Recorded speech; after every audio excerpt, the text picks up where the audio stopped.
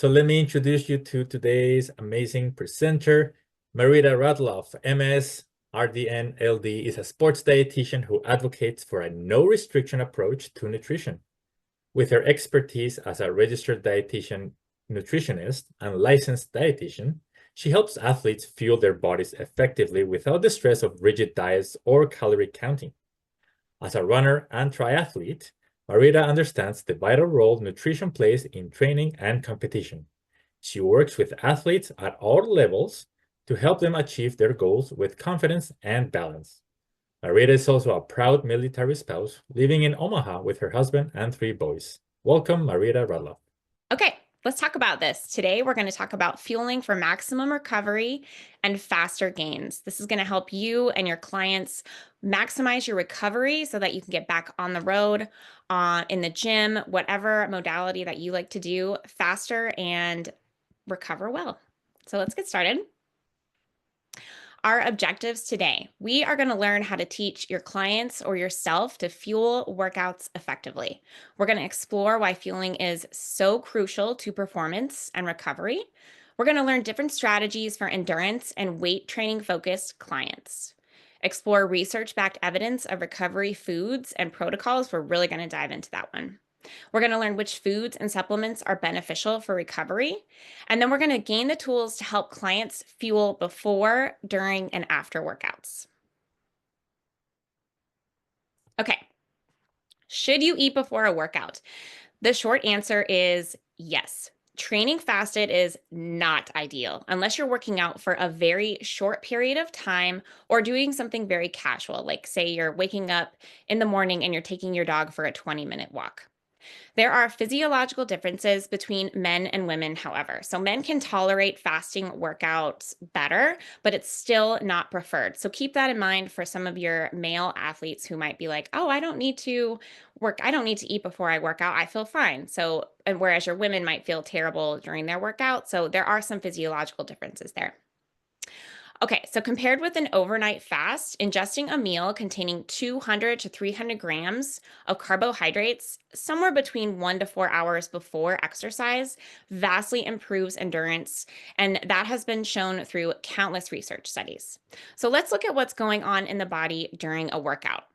In order to complete that tough run, that strength training session, or your bike ride, your muscles must generate energy in the form of ATP.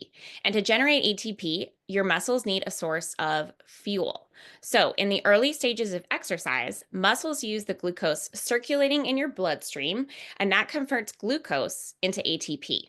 Once that's all used up, your body dips into your muscle and liver storage of glycogen. And glycogen is just the storage form of glucose. Glucose you mostly get from eating carbohydrates. When we train fasted, we go through blood glucose very quickly. We have a really limited supply of blood glucose. It's no more than about 20 calories at all time if you're fasted. So what we do instead, we turn to other sources. So like that muscle glycogen and that liver glycogen. This can in turn lead to the body getting stressed, and that raises cortisol, which is the stress hormone. This sets off a cycle of people not being able to work out intensely enough without eating, and their body isn't able to release post-exercise of the good hormones, so like growth hormone and testosterone, which help you recover and which help you grow muscle.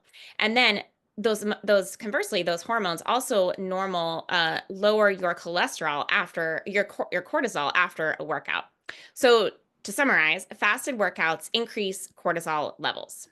There are also serious risks of working out on an empty stomach, such as overtraining, dizziness, and fatigue.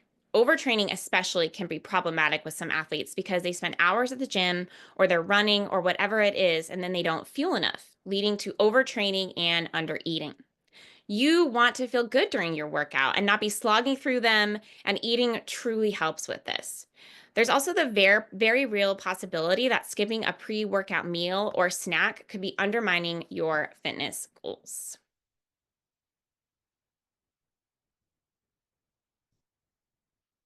So I do really want to talk about what we should be eating before quickly. I know that we're having another session on diving into like fueling exactly how that works during workouts, but I do really want to touch on this because it's so important. There are just so many benefits to eating before a workout, like restoring your liver glycogen, increasing muscle glycogen stores, preventing hunger and signs of hunger during that workout, and providing glucose for the central nervous system. One study found that compared with an overnight fast, ingesting a meal about containing 200 to 300 grams of carbohydrates vastly increased your performance by up to 25 to 50%. I know that's kind of a big number, but obviously with the differences between physiological men and women and all of that, it's hard to get that specific number, but imagine being able to perform 50% better than you do fasted. So you really want to have something small to eat and signal to your brain that there's some nutrition on board to start our day. This helps your body's hormones stay balanced throughout the day. This balance also helps you avoid feeling low on energy. The main idea is to avoid foods high in fat, protein, and fiber if you have a sensitive stomach, and it really takes time to figure out what is best for you. So you want to consume well-tolerated foods, and we'll talk about that more in depth in a minute.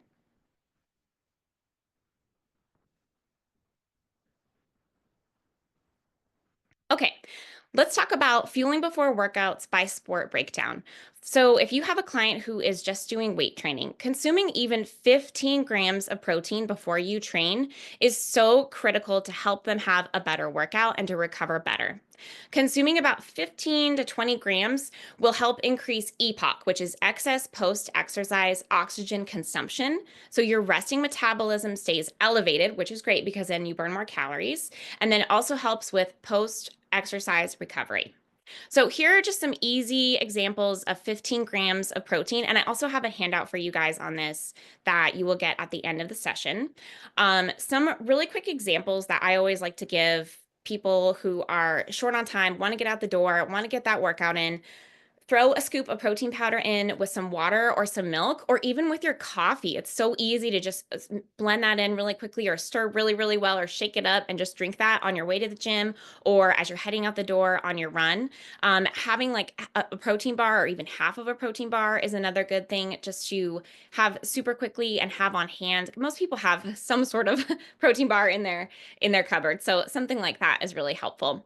Even just having a glass or two of milk, as long as you're not lactose intolerant, is also something really helpful just to get those liquid calories in if you don't feel like stopping and eating or if you're on the go. These are just some really easy options to help you get in 15 to 20 grams of protein.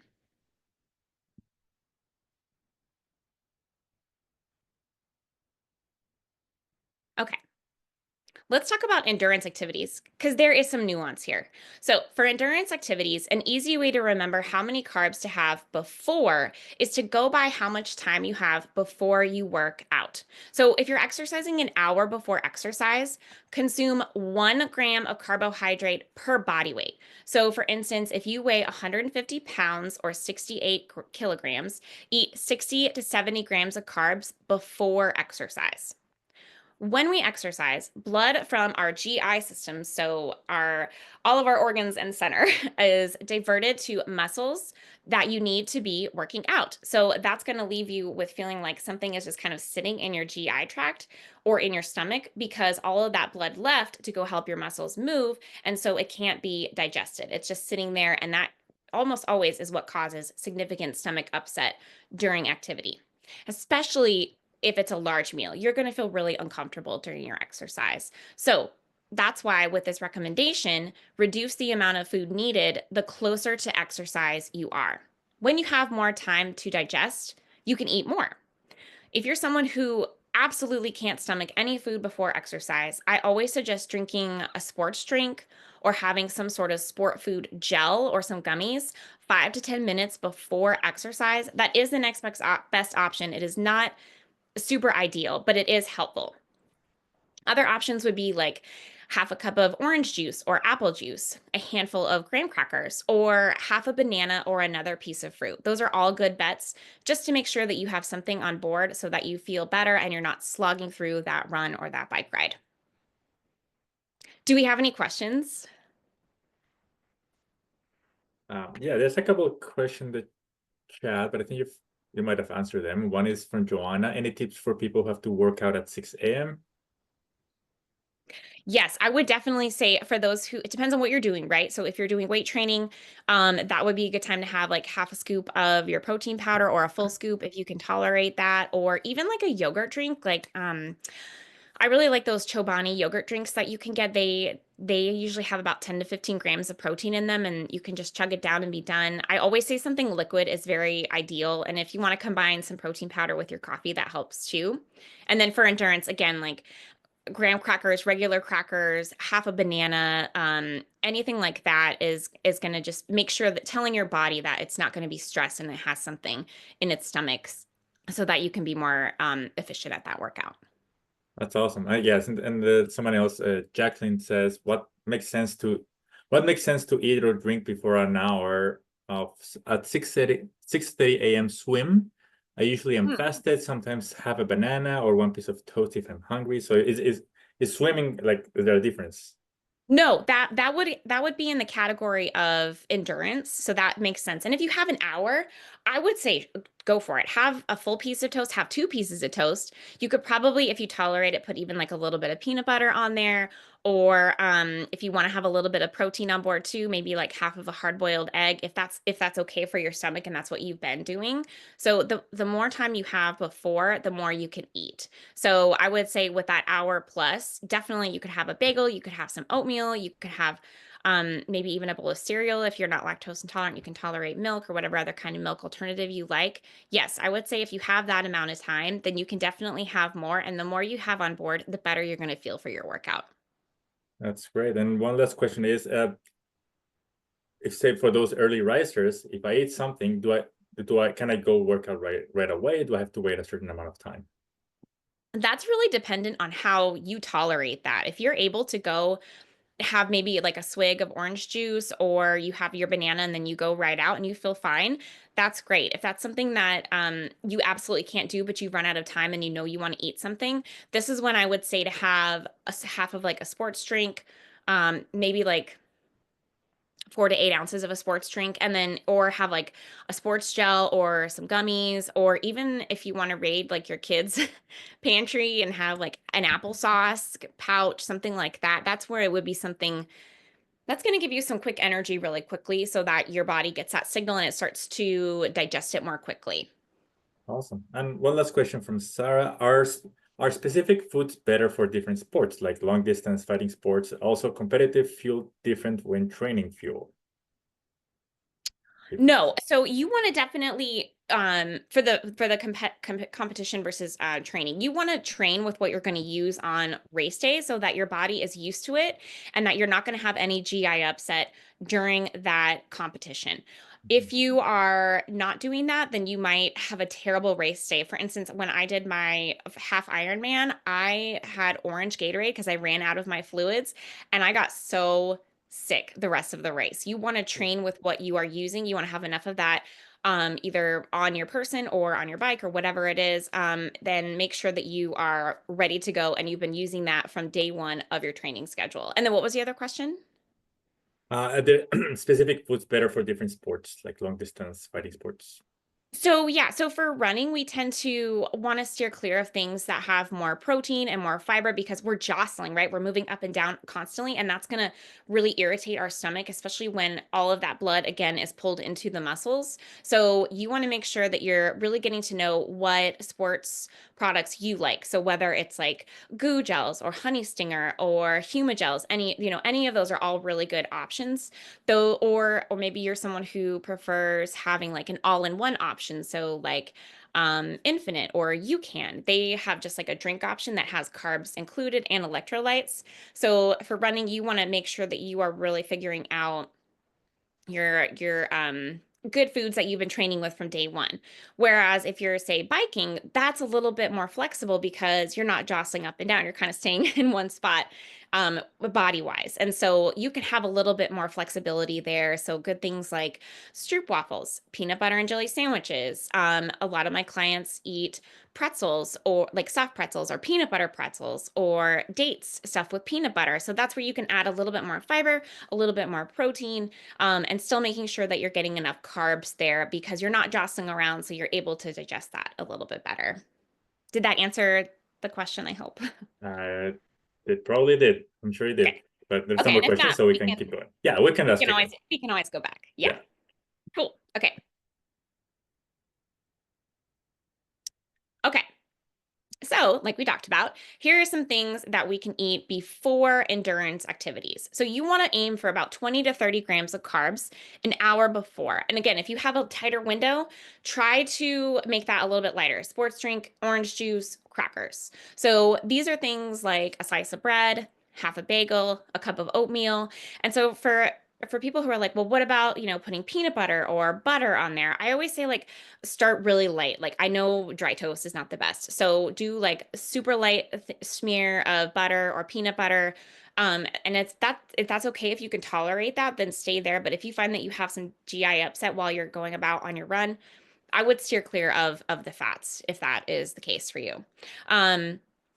A lot of other things too are like just some fruit, some strawberries, anything like quick. And then maybe if it's like the afternoon and you're going out for a run and you're like, what should I eat really quickly? You can always have like a sandwich that has probably more bread than more meat on it, but just as an example.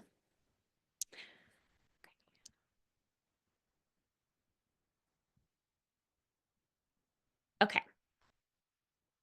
I do briefly, again, want to touch on fueling during training because if you are neglecting fueling, you will likely be under eating, which can lead to decreased performance, dehydration, holding onto body fat, and feeling sluggish during workouts. And I do just want to emphasize holding onto body fat because a lot of people go into races thinking that they are going to lose weight. They're like, I'm going to train for a marathon and I'm going to lose 15 pounds. And that almost never happens because they are not fueling enough, and so your body is holding on to all of that weight. Like marathon and or any other race training is not really a good effective weight loss strategy to begin with, but most people are under fueling, so we'll talk about that. So also, not fueling during workouts can lead to poor recovery, which we are very much trying to avoid so that we can get back out there, get back out on the road, get back in the gym, and get all of those gains. However, fueling with carbohydrates during exercise allows athletes to increase exercise capacity, improve performance, prevent hypoglycemia, which is low blood sugar, and maintain a high rate of carbohydrate oxidation, which is your carbohydrate burning.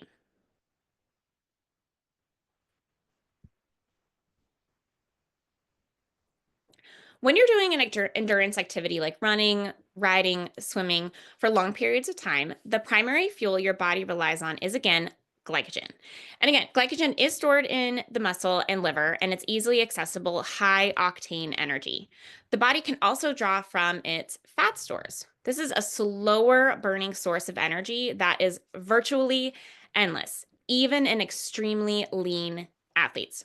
We have thousands of calories of fat at our disposal, but utilizing this fat takes hours to kick on, and you have to be very well trained. Well, some athletes are not able to pull from fat very well at all. So glycogen is your best source of fuel for long workouts. However, there is a caveat. Glycogen stores are depleted within a couple of hours, and this is very athlete specific. The more trained you are, the more efficient you are at utilizing glucose. Without replenishment while running or riding or swimming, glycogen stores are typically exhausted within a couple of hours. If you want to run longer than that, you'll want to consume some kind of mid-run fuel to replenish your glycogen stores, stave off fatigue, and help activate fat burning for fuel.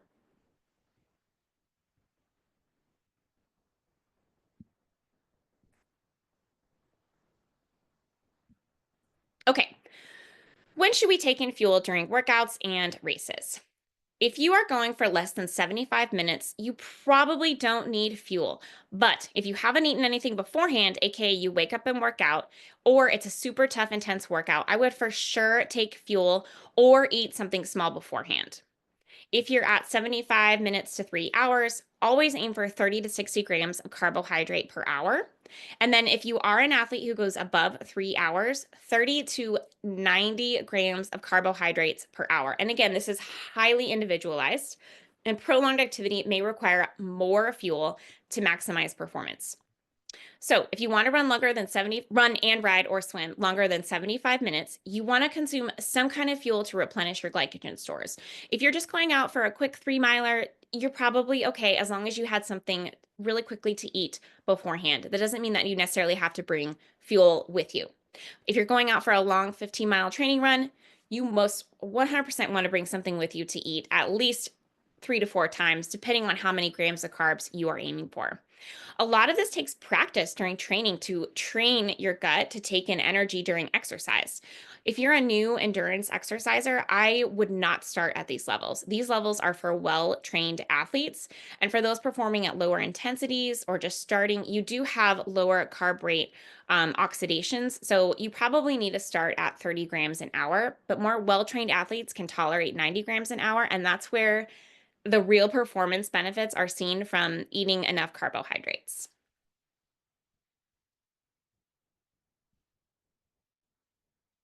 Okay, putting it into practice.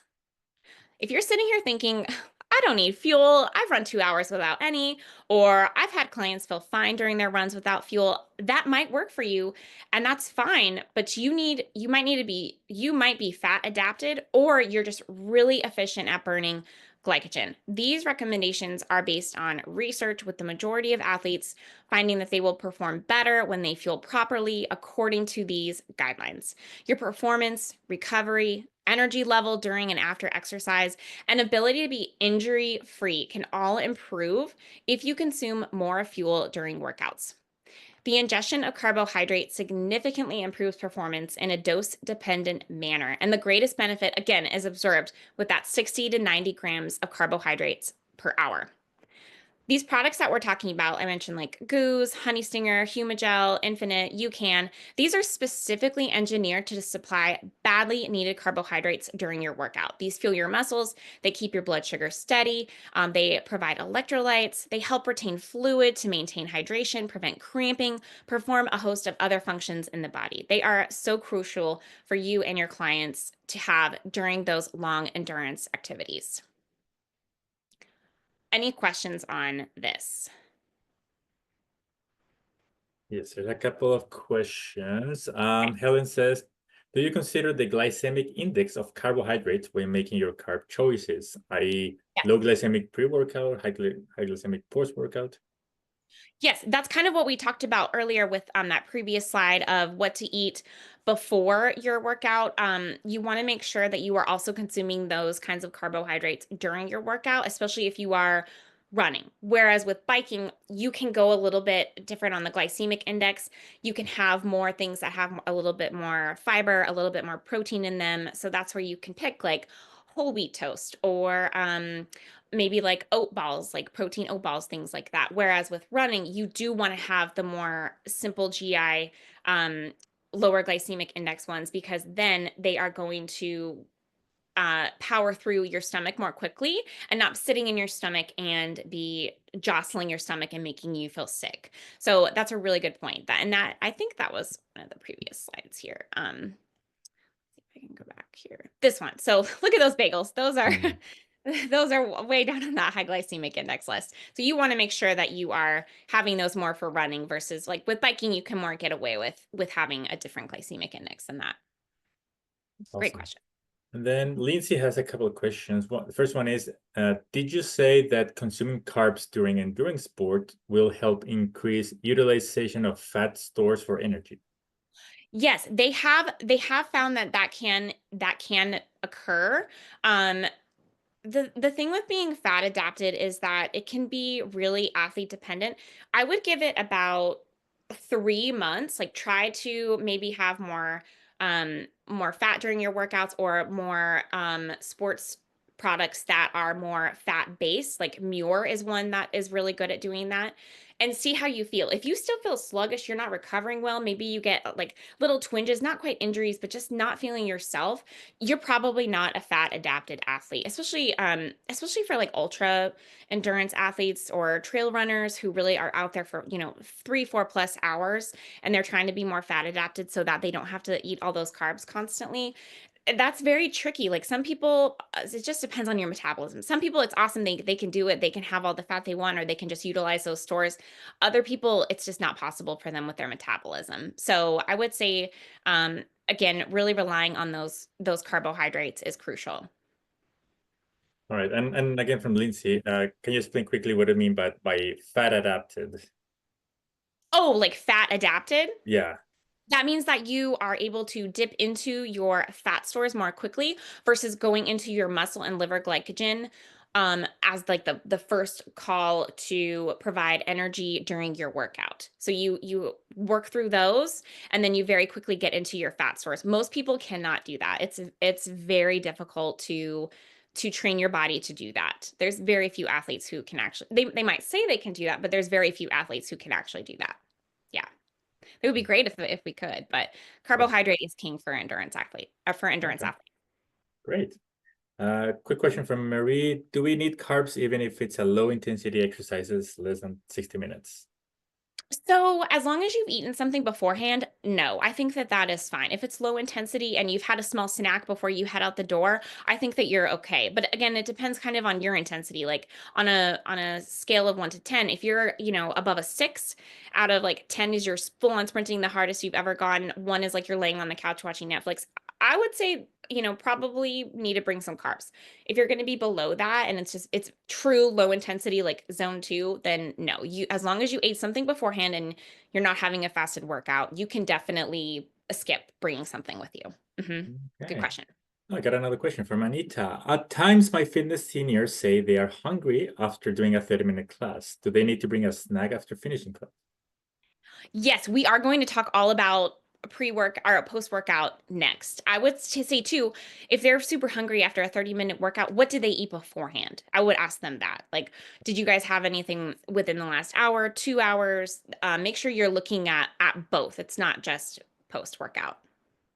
Okay. No more questions for now. Okay, cool.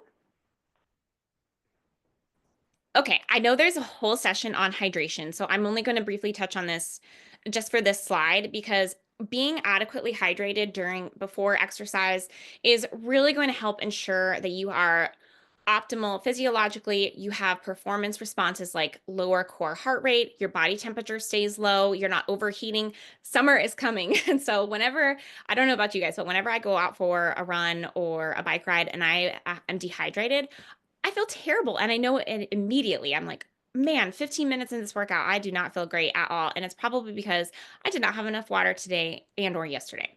So the hydration recommendations vary. It depends on who's giving them. So for instance, the American College of Sports Medicine, the Academy of Nutrition and Dietetics. So I've included some ranges here for you guys in this table just because they are kind of all over the place.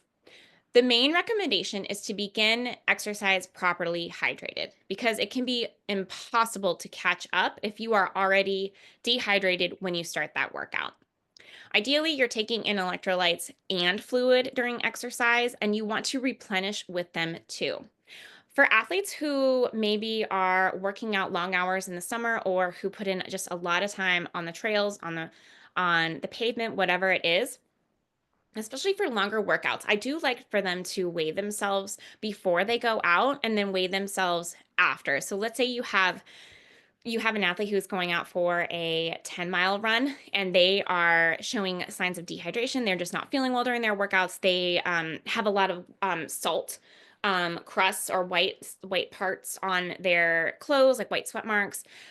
They are having some signs of dehydration. Have you weigh themselves before and then weigh themselves after. And for every pound of weight lost during that workout, and that's about 16 ounces of sweat, you want to replenish 150%, meaning drink 24 ounces of water for every pound lost when you weigh yourself. That's something just to keep in mind, to have like a good barometer. Like, okay, if you're coming back from, a 2-hour run, make sure you're having at least 48 ounces of fluid within 2 hours after you come home to prevent excessive dehydration.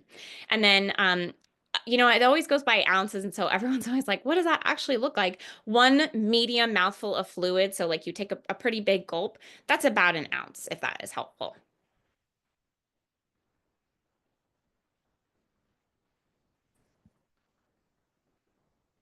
Okay. Post-workout fueling.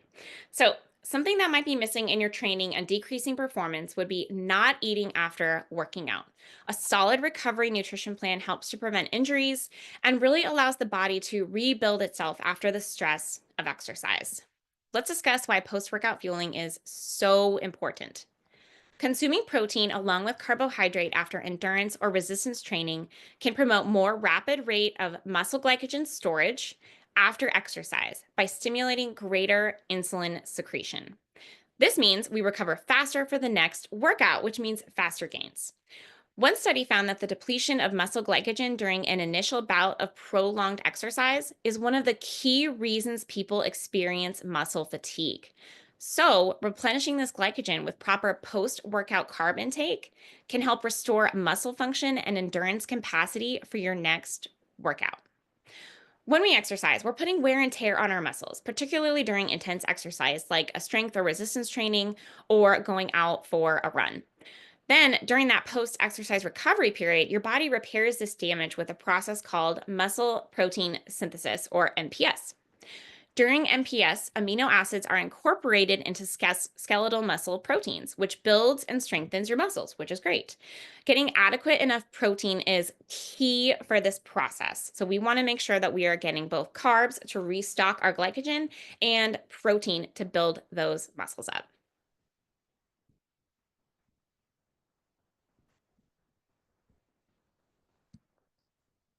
When you're engaging in more intense exercise and want to maximize recovery, muscle gains, performance, you want to eat within the anabolic window. This window of when to eat increases recovery time. This means you want to eat within 30 to 45 minutes after ending your workout. So there is some nuance here. Again, you're like, oh my gosh, is there even a point to eating an hour after my workout, 2 hours after my workout? Yes, 100%. We are talking about maximizing those gains, faster recovery, making sure that you are restocking your muscles full of all the good things that it needs, amino acids, glycogen. Eating within that 30 to 45-minute window is king. If you cannot do that, it's okay. You still should eat, but I just want to emphasize how important that anabolic window is. Muscle sensitivity is also really heightened during this anabolic window after strenuous activity, and muscles metabolize nutrients more efficiently within this time frame. So whatever you eat is going to be used even more efficiently. Muscles are also more sensitive to insulin after exercise, and insulin helps muscle cells take up glucose that they can later store as glycogen to use for future workouts. This is truly the ideal time frame. And again, if you are not able to do that, if that's something that you come home and you have to get the kids ready to school, or you have to run out the door for work, you have to hop in the shower, you have to do all of those things that we do every day, and you're like, oh my gosh, I haven't eaten in 2 hours and I had my workout this morning. Still need to work out. You're not getting rid of all of your gains, but it's just so important to try and make sure that you are really eating as soon as possible after that workout, especially if you're doing a tough workout like intense strength training or you're running for more than 60 minutes. If you're doing more of a low-key recovery workout, this anabolic window doesn't need to be followed as closely, but you're still going to see more gains and faster recovery when you do follow this. So, what should we be having? Foods with both carbohydrate and protein in a 3-to-1 ratio may promote more rapid rate of muscle glycogen storage after exercise by stimulating greater insulin secretion. So this means we want carbs and protein together. So the 3 is the carbs, the 1 is the protein. And this is also when you have carbs, it's a little bit more palatable than just having like a piece of chicken, right? You kind of want to have something a little bit more balanced. And then you want to think about having medium to high glycemic index foods because this helps maximize glycogen storage for athletes who have limited time to recover. Maybe they're doing 2 workouts in one day, or maybe they're doing back-to-back workouts. Like I have some ultra athletes who will go and run and then, have like a short window of coming home and then go out and for another run. So just like really tight workouts together. So you want to focus on having like white bread, bagels, English muffins, things with limited fiber and protein. And if you're not able to consume sufficient carbohydrates, that's okay. Make sure that you're getting at least protein. So about 20 grams of protein with just a little bit of carbs. That is also optimal to optimize glycogen repletion. And then here are some examples for like practical meals. So if let's say you're aiming for 60 grams of carbs and about somewhere between 10 to 20 grams of protein. So that would be about 3 large graham crackers, a cup of oatmeal, 1 banana, and 1 to 2 slices of bread, depending on how big your bread is.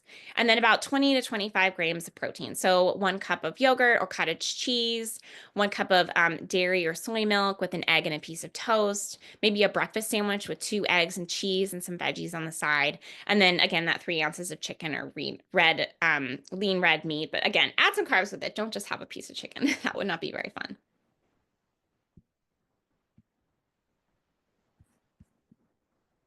Here are some other ideas for you. This is a good one to just like take a quick screenshot of, but I do have a handout with some of these on there as well. And so I know not everyone works out in the morning, and sometimes, you work out different parts of the day and then you don't really have time to eat a full meal. Maybe you have to do like a quick workout during your lunch and then you go back to work. So here are some snack ideas to just have after you finish your workout. That's something that's really helpful just to have at your desk or maybe stashed in your car. Or even if you keep like a pack of cooler in the morning with like a protein shake, something like that. And then here are some examples of meals. And I know a lot, again, is focused on like breakfast right after. So I wanted to include some ones that have a little bit more of a savory side as well.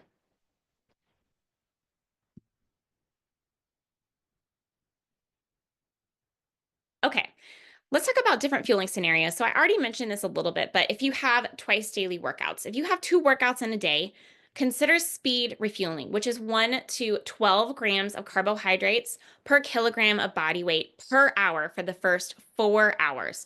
And again, make sure it's that lower fiber carbohydrate so it gets into those muscles as quickly as possible to be stocked for that next workout. The faster the muscle glycogen stores can be replenished after exercise, the faster the recovery process starts, and theoretically, the greater the return of performance capacity. Studies have found that consuming carbs at even more frequent intervals, so about every 30 to 60 minutes, up to 4 hours post exercise, enhances muscle glycogen synthesis. This is helpful if you're someone who can't take a big meal after an intense workout, which is very common and is actually more common in women. Some women come back from working out and they're like, oh my gosh, I can't even think about having a big meal. That makes me feel nauseous. And this is when I always want to emphasize having some sort of liquid, having a protein shake with a banana, some protein powder, some Greek yogurt, whatever it is, just to make sure that they're getting all of those encompassing in. Also, it's very helpful to kind of just even sip on some liquids or taking some small bites of food just to get something in. If as long as you're eating, something an hour every hour, just trying to get something in if your stomach is still really upset after that workout, just so you're kickstarting that recovery process. It's really difficult sometimes to get a full meal after a workout given our life schedules, or if you're just not feeling well, if you feel like you went too hard, or maybe you're just not feeling great after being out in the heat for 2 or 3 hours or whatever it is. You want to make sure that you're at least eating something at frequent intervals so that you're not sacrificing your recovery. And also, when you are replenishing, don't think about the calories that you burned. Make sure it's not a small amount of food that you're replenishing. Maybe you look at your watch and you're like, wow, I burned 800 calories and now I'm going to go eat during my workout and now I'm going to go eat this huge meal and that's 800 calories. Oh, I just wasted what I just did. That's not how we can look at it. What you're doing is you're replenishing, you're eating enough to maximize your glycogen storage for your next workout, and you're kickstarting that recovery process. You want to make sure that it's not calories in, calories out necessarily. It's how can I prepare for my next workout? How can I help recover from the workout I just did? And how can I help my muscles grow as quickly and more efficiently as possible?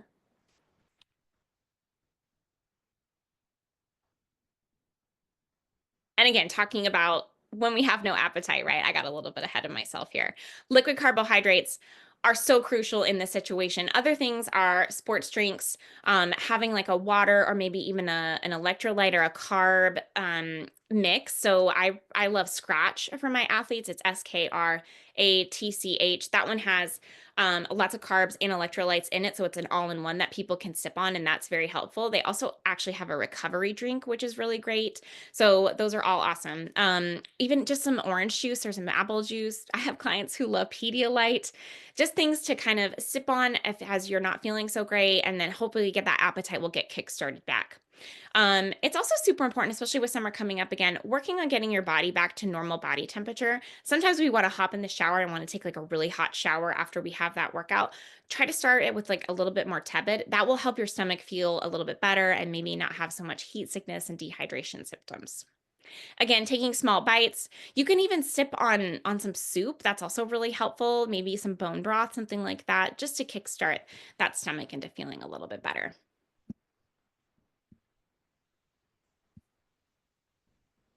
Okay, fluid post-workout. Again, you want to consume up to 150% of your body mass lost or your fluid loss during exercise sessions so that you can make sure that you are optimizing recovery.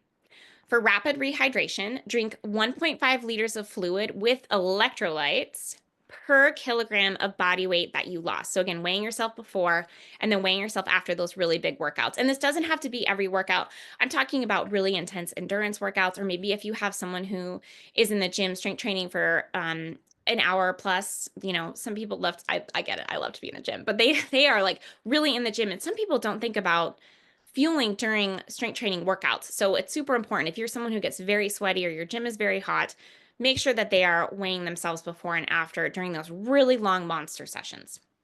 If you're someone who is also doing a heavy workout or somewhere where it's hot or humid, or you're a very salty sweater, it's super important to include sodium and potassium in your recovery meal and drink. And I'm sure that this is all going to be covered in the hydration session, but I just wanted to touch on that as something that is so important for athletes. Cannot skip hydration and electrolytes being combined both during workouts and after.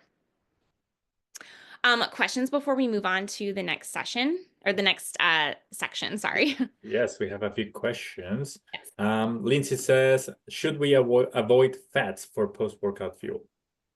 Oh, that's such a good question. So no, you don't need to necessarily avoid them, but you want to make sure that your priority is carbs and protein. Again, though, when we're having like a bagel or a piece of toast or anything like that, you want to put some butter on it, peanut butter, cashew butter, whatever it is. That's totally fine. I wouldn't say like have a whole avocado in this example. You know what I mean? Like try to have your focus be on those carbohydrates and protein. But if you're having a full meal, it's not like you want to completely avoid the fat. That's just not going to contribute to your recovery and maximize your gains as much as carbohydrates and protein.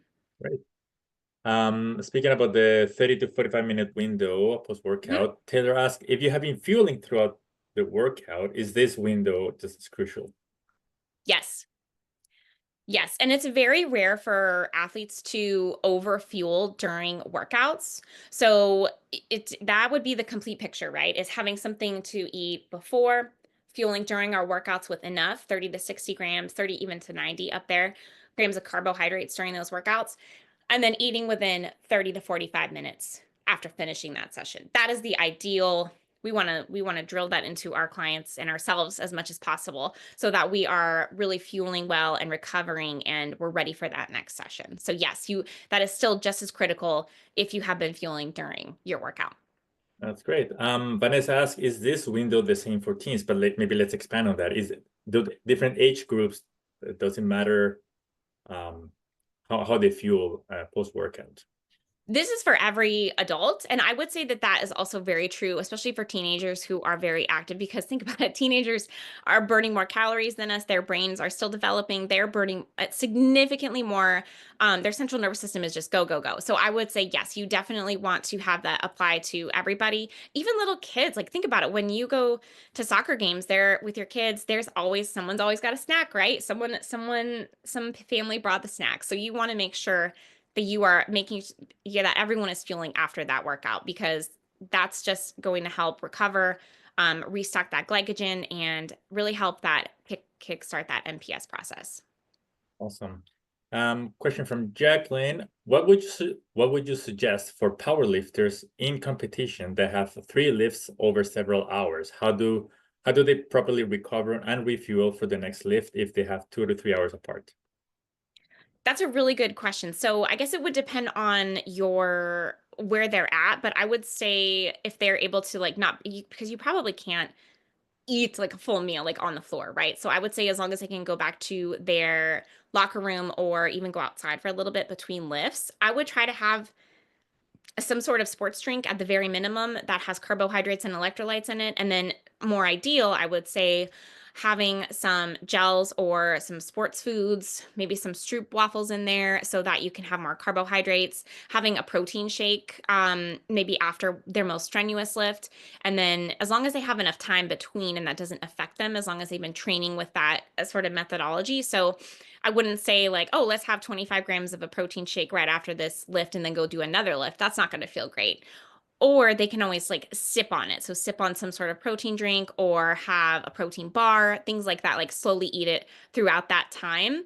But since that's such a long stretch, I would try to get some sort of, not meal, but like a very hefty snack in there so that you can feel more efficient at your next and subsequent lifts.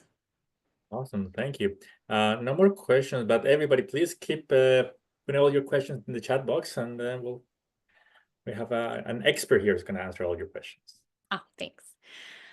Okay, let's talk about supplements. So, what actually benefits athletes in recovery supplement-wise? There are so many supplements on the market, but what actually works and what has research behind it? Let's remember first that supplements are not regulated. So you could be taking something that is completely ineffective. And I want to emphasize that the placebo effect is real. So if something you feel like has been working, keep with it. Even if it's not the most effective, but you feel like you're having a difference, that's fine. But remember that some supplements are just completely ineffective.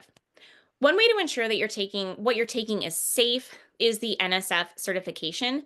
NSF International is a third-party certification organization that provides independent testing and certification for dietary supplements, ensuring they're safe and free from contaminants. The NSF certification also verifies that supplements contain the ingredients listed on the label and that they're free from harmful levels of contaminants, and that they meet good manufacturing practices standards. So when I'm buying a supplement, I always want to make sure that it's NSF certified for sport.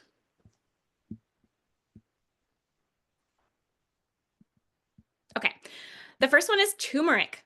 Turmeric is traditionally used in Indian dishes, like curry, for a boost of flavor of warm and peppery notes. Although it has been around for thousands of years, turmeric only recently became mainstream in the US and Canada, and you can now find turmeric teas, lattes, golden milk, turmeric shots at your local grocery store or even your coffee shop. Curcumin is the active compound of turmeric, and it can reduce the repetitive trauma, inflammation, and pain that training can cause. So we know that antioxidants can reduce damaging free radicals, and turmeric is a powerful antioxidant. Several studies have shown just how beneficial turmeric can be for athletes. One study found that muscle soreness and damage was reduced after an intense exercise session when subjects took curcumin. That is huge. Reducing muscle soreness and damage, especially if you're working with weight training, strength training, resistance training workouts, athletes, to be able to alleviate some of that soreness after a workout is huge so that they can get back in the gym quicker and have faster gains. So anything that will promote faster recovery from hard workouts is is a winner in my book. This, again, leads to more consistent training, higher intensity levels of training, and increased performance. Another study also confirmed curcumin supplementation can decrease exercise-induced oxidative stress. Researchers even found a reduction in psychological stress during exercise when taking curcumin supplements, with participants saying they felt less stressed during training days, even though their rate of perceived exertion, how hard they were working, was the same as the placebo group.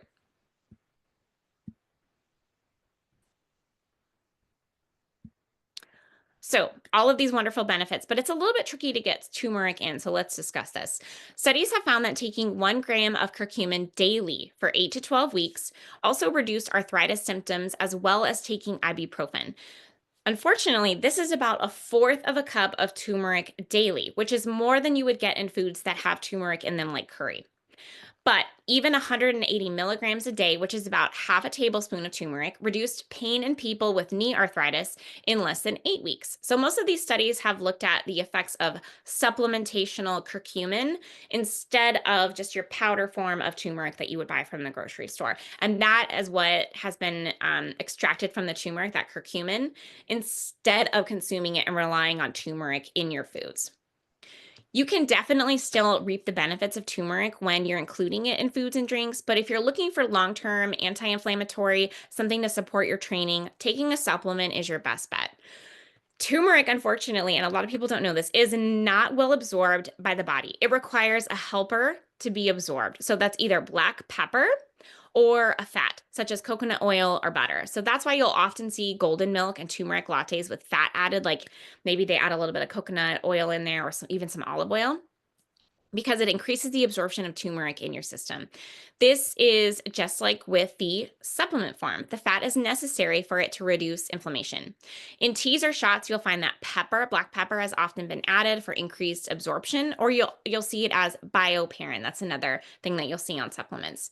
So adding black pepper to tea or a smoothie might sound really gross, but you definitely need it if you're having a turmeric smoothie or a tea. Then you have to add that. Otherwise, it's not going to do anything in reducing the inflammation. So I would always say that taking a supplement that has at least 180 milligrams in it a day is critical for maintaining those benefits of turmeric. Otherwise, it's just very difficult to have a fourth of a cup of that a day. Like, that would be pretty tricky.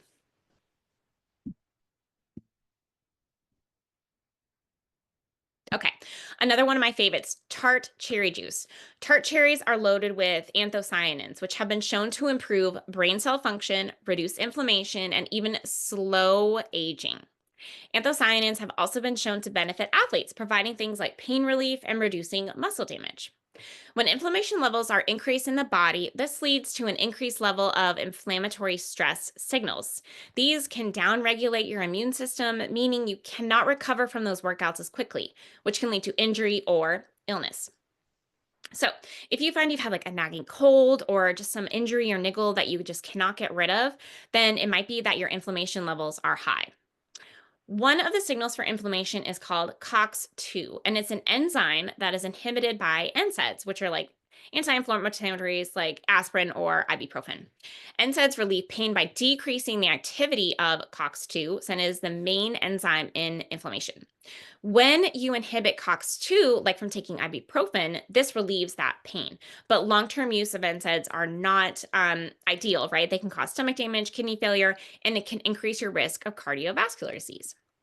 Tart cherries have been shown to inhibit COX-2 enzymes, meaning you can skip that ibuprofen after a hard workout and instead eat or drink your way to less pain. Studies have really been honing in on what conditions would benefit most from tart cherry consumption. So some things like osteoarthritis, known as the wear and tear arthritis, that's the most common type of arthritis. Athletes are especially susceptible to developing osteoarthritis. Think like, oh, my knees, I'm a runner, my knee hurts, right? Especially other high impact workouts too. But running is probably the one that comes to mind the most, right? These stress the joints and cause cartilage breakdown. No matter how well of an athlete you are still going to have some cartilage breakdown as you age. That's just what happens. One study found that osteoarthritis pain was reduced by more than 20% when participants had a daily dose of tart cherries. Another study found that women with inflammatory osteoarthritis drinking tart cherry juice twice daily for 3 weeks had significant reductions in inflammation markers, especially in women who had very high levels of inflammation. One study focusing just on athletes found reduced muscle damage with tart cherry juice concentration intake by studying runners in the Hood to Coast Relay in Oregon. The runners drank cherry juice or a placebo cherry drink twice a day for 7 days prior to the race, and then twice a day on race day. The runners then reported their pain after the race and found that runners who had the tart cherry juice had less muscle pain than those who had the placebo. And then in another study with 20 marathon runners, the muscle damage following a marathon was measured after half of the participants had consumed either tart cherry juice or they had a placebo leading up to the race and after. So inflammation was significantly lower in those who drank the tart cherry juice, and their isometric strength was recovered significantly faster, which means they were able to get back out and finish their next workout. Another study found that symptoms of muscle damage after strength training were only 4% compared to 22% in those who had tart cherry juice. So, tons of benefits. Okay. How to use a tart cherry juice in your daily regimen. So I always recommend having some sort of concentrate because the Collegiate and Professional Sports Dietetics Association recommends 12 to 24 ounces a day for an anti-inflammatory and antioxidant support for tart cherry juice. And that is a lot of fluid. And sometimes with tart cherry juice, you find that it's added with like apple juice or other kinds of fruit juices, and then it's kind of cut, and then that concentration is just not, you're not going to be getting that amount that you need. So I always recommend a concentrate. I love to combine 2 tablespoons of tart cherry juice concentrate with a water or a seltzer water. You can make a cherry limeade drink, like have a lime flavored seltzer water and your tart cherry juice.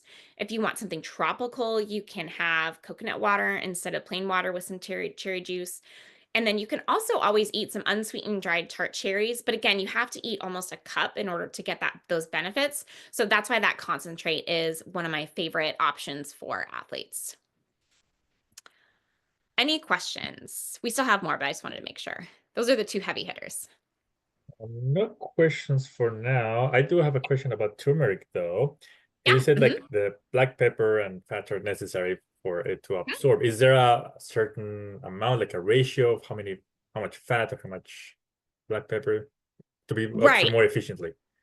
No, there isn't like a certain amount. You just want to make sure that it is added into the supplement. Like I haven't seen a specific like 2 grams added per pill. It just, you just want to make sure that it's an ingredient so that that manufacturer knows like, oh, we have to actually add this in order for it to be effective. I really like Garden of Life's turmeric brand, turmeric supplement. They have a really good one, and they add both just to kind of cover their bases. That's a really good one. Right, so we're taking a supplement, we gotta make sure there's black pepper in one of the ingredients. Otherwise, we'll have to Yes. do Yes, it something. has to be one of the ingredients, or you might see it as bioperine. Sometimes that's what the manufacturer puts it as instead of black pepper. Awesome. Does anybody have any questions about turmeric or cherry juice? It smells delicious, though. Anita says turmeric and tart cherry juice has served her wonderfully. Yes, those are the 2 that I take regularly. Those are ones that I especially if I'm feeling extra sore. Turmeric, I try to take that every day, and then tart cherry juice, I definitely have after harder workout sessions. Yes, they have the most research. Awesome. No questions. Okay, cool. All right, let's talk about vitamin D. Vitamin D is a fat-soluble vitamin that can be converted to a hormone within the body to help with the absorption of calcium and related bone health. Vitamin D is also known as the sunshine vitamin because it's produced in the skin from exposure to sunlight. Vitamin D deficient athletes would benefit from stronger bones, especially if you are prone to injuries and namely stress fractures. And I want to emphasize that as many as 73% of athletes might be vitamin D deficient. So you want to make sure that your athletes are getting tested at least twice a year for that vitamin D. Unfortunately for us in the States, we have to pay for vitamin D. I'm sure you guys don't, but that's an extra test that is not included in like overall well labs. So keep that in mind for some of your athletes. That's probably at least like a $45 to $65 extra charge. But it is very worth it because so many athletes are vitamin D deficient. And you want to think about that because most athletes maybe train in the morning or they wear sunscreen or they have a darker complexion. Higher body fat also inhibits the vitamin D absorption. And then if you are living at an altitude above the 35th parallel, all of those things ensure that you are probably vitamin D deficient.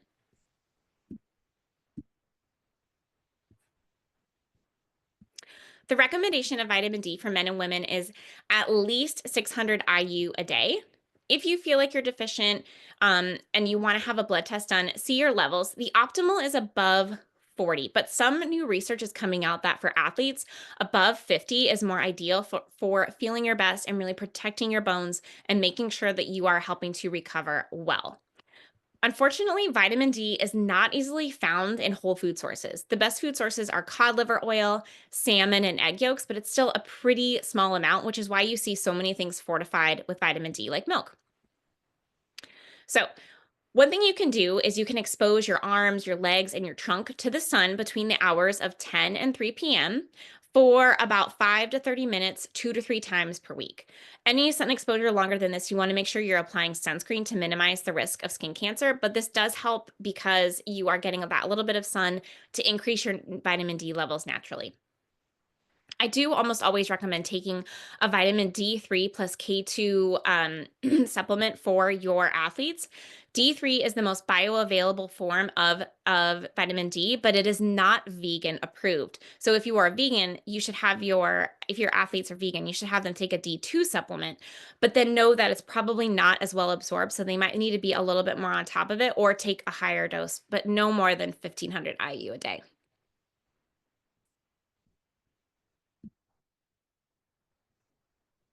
Okay, collagen. Collagen is everywhere. Collagen is the most abundant protein in the entire animal kingdom and the most abundant protein in humans, comprising up to a third of the total body protein mass. It helps give structure to our hair, skin, nails, bones, ligaments, and tendons in our body. There are 16 types of collagens in the body, and 80 to 90% of it is types 1 to 3. So type 1, this accounts for about 90% of your body's collagen and is made of densely packed fibers. It provides structure to your skin, bones, tendon fibers, cartilage, connective tissue, and teeth. And type 1 collagen is used as membranes for guided tissue regeneration, which is pretty cool. Type 2, this type is more of a loosely packed fiber. So instead of like this for type 1, it's more like here. Type 2 collagen is used for cartilage repair and arthritis treatments. So this would be the one where if you have an athlete who is dealing with some niggles, some injuries, maybe some knee or hip issues, that would be the one to look for. They would want to look for a type 2. And then type 3, this type supports the structure of muscles, organs, and arteries. So not necessarily the one that would maybe be for injuries, but unless it's like a muscle injury, but more for overall general health. Despite how much collagen is in our bodies and how much is touted in the media lately, collagen is not a high quality protein.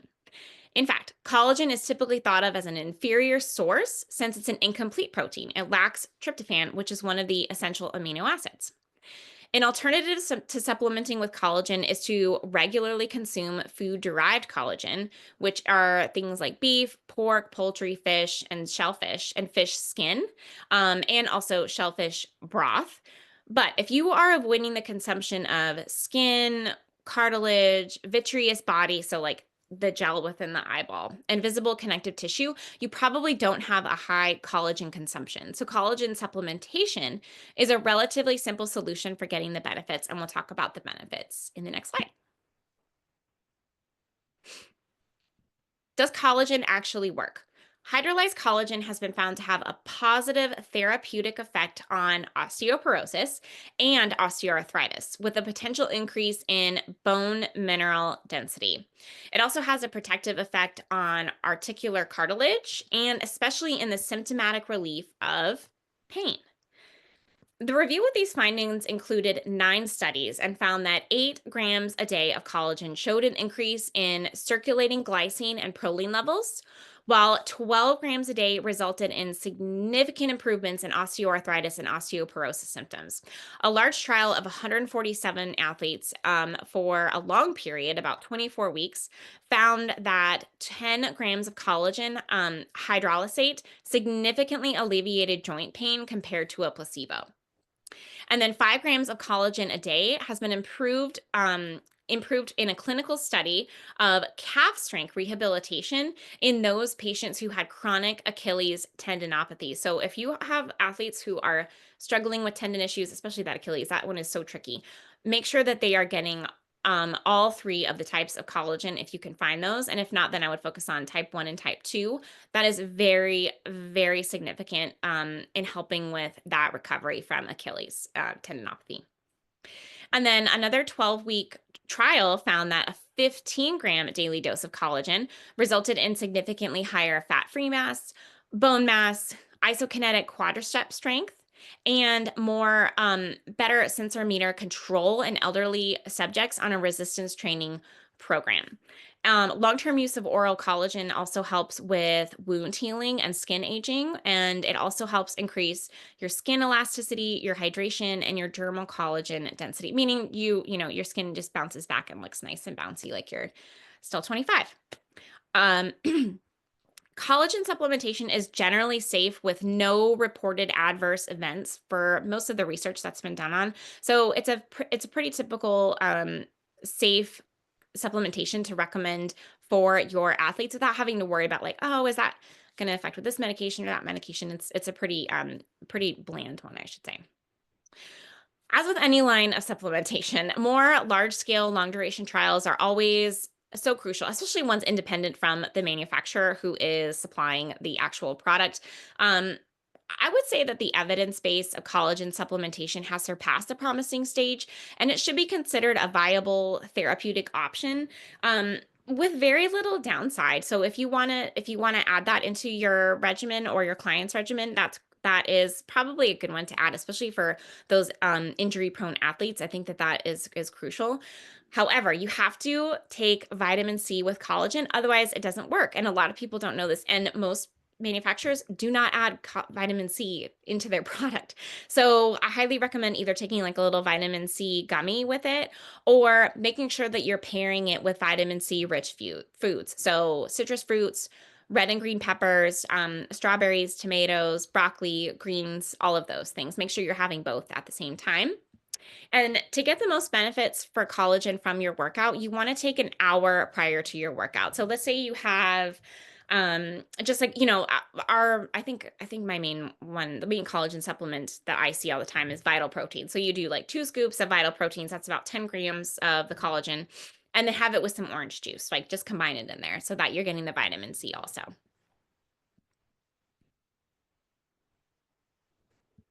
Okay.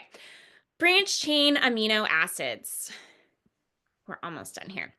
Okay, only 3 of the 9 essential amino acids are branched, and these are leucine, isoleucine, and valine. Branched chain amino acids are unique because they can be oxidized in the muscle for fuel. They have been shown to contribute up to 10% of total energy during aerobic activity, so running, cycling, swimming. They also prevent muscle breakdown during exercise. Studies have shown that branched chain amino acid consumption is linked to increased resistance in fatigue, reduced muscle damage, and it may increase your time to exhaustion during fasted workouts. Again, we don't want to be doing fasted workouts, but just in case something happens to come up, branched chain amino acids are key for that. If you regularly do those workouts, if you regularly do fasted workouts and that's something that you are not flexible on, make sure you start taking some branched chain amino acids beforehand. Branched chain amino acids also might assist in injury recovery because they help alleviate muscle atrophy, which is wasting. And then they're associated with helping to avoid detraining and immobilization. So all kinds of different wonderful benefits that help with recovery and attenuating injury muscle loss. It is not recommended to take branched chain amino acids during high intensity and again, those jostling activities like running. But during biking, I think that it would be okay. The better goal is to have branched chain amino acids after your workout to aid in recovery and muscle growth.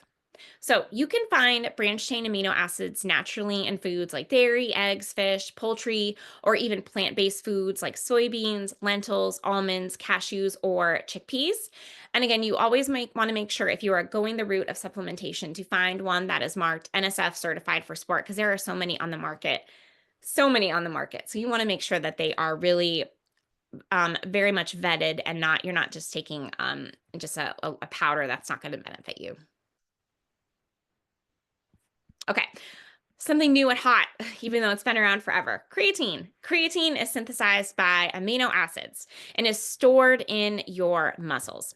It provides the energy to recharge your ATP stores, which you talked about way in the beginning. That's what makes those muscles function.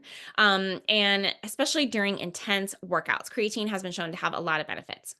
Creatine is mostly used for weightlifting. Your body relies on phosphocreatine, which is the storage form of creatine in your muscles, to replenish ATP in your muscles, because once that ATP store is all gone, it's depleted, reliance on other forms kicks in. When you supplement with creatine, you increase the stores of phosphocreatine by 10 to 40%, letting your body work harder and more intensely for longer without having to be repleted. Sprint performance when you take creatine regularly can increase by 5%.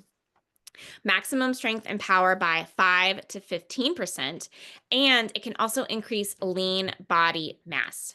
Benefits for taking creatine are seen at just 3 to 5 grams a day, which is like a teeny tiny little scoop. You do not have to take a lot. Your best sources again are meat and fish, but I would recommend supplementing, and I would choose a creatine monohydrate or look for CreaPure for less bloating, because bloating and GI upset has been reported, especially in women. I always recommend the Momentous brand to avoid that bloating, because the CreaPure is a very, very pure form of creatine, hence the name. And if you find that if you're not having any muscle recovery while taking creatine, if you found that you are not really seeing any benefits in lean muscle mass and you're just having significant bloating, it's not for you. I would say that is a supplement that you don't need to take, but I would give it those 3 months to see. And creatine has also been found to have a lot of benefits cognitively, like reducing depression, reducing anxiety, and helping with postpartum depression in women. So it's definitely something that we should be taking. And if your athlete can tolerate it, I would say definitely take the creatine monohydrate or CreaPure.